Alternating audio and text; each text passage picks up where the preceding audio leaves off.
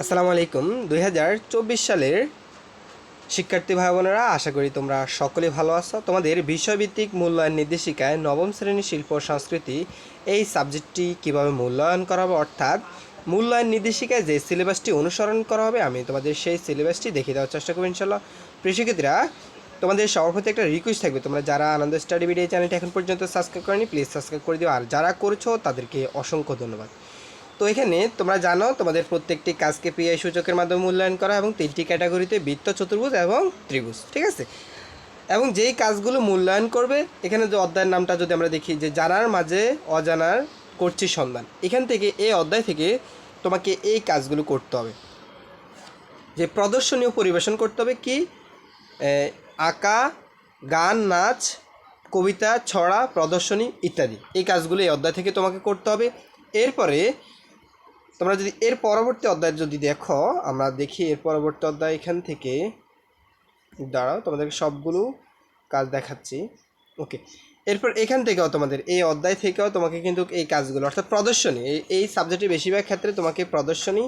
এরপর এখান থেকে দ্বিতীয় অধ্যায় থেকে যদি দেখাই, এখানে পৃথিবীর অনেক অবাক তাকিয়ে রয়, এখান থেকে তোমাকে কী কী কাজ করতে হবে দেখো। দাম দিয়ে কিনেছি বাংলা, গানের মূল ভাব, বন্ধু খাতায় লেখা, এই কাজটা। এরপরে এখানে আরেকটা কাজ রয়েছে, মুক্তিযুদ্ধে চারুশিল্পী ও সঙ্গীতশিল্পী, নৃত্যশিল্পী ও ও অভিনয় শিল্পীদের অবদানের তালিকা তৈরি করতে হবে তোমাকে, ঠিক আছে। এরপর মহান বিশ্বযুদ্ধের বিদেশি শিল্পী বন্ধুদের অবদান বন্ধু খাতায় লিখতে হবে, অর্থাৎ বিদেশি বন্ধুরা যেভাবে আমাদের মুক্তিযুদ্ধে হেল্প করছিল সেই বিষয়টির তালিকা তৈরি করতে হবে। এরপর পূর্ব দিগন্তে সূর্য উঠেছে অনুষ্ঠান আয়োজন করতে হবে এবং সেটা উপস্থাপন করতে হবে। এই কাজগুলো তোমাকে জানতে হবে, ঠিক আছে। আচ্ছা, এর পরবর্তী যে কাজগুলো রয়েছে আমরা সেটা দেখব। দেখো, এরপরে তৃতীয় অধ্যায় থেকে তোমাকে যেই কাজটা করতে হবে সেটা দেখি। এখানেও তোমাকে নির্বাচিত আলোকিত মানুষের যে জীবনী ও কাজের তালিকা তৈরি করতে হবে।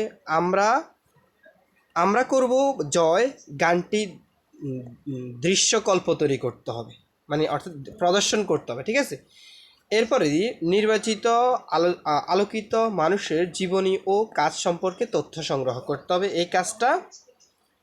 এরপরে পাঠ্য বইয়ের দেওয়া দৃশ্যকলা ও উপস্থাপন চর্চা আমরা করব, যা অনুষ্ঠানটি পরিকল্পনা করে অনুশীলন করতে হবে। আচ্ছা, এই কাজগুলো এখান থেকে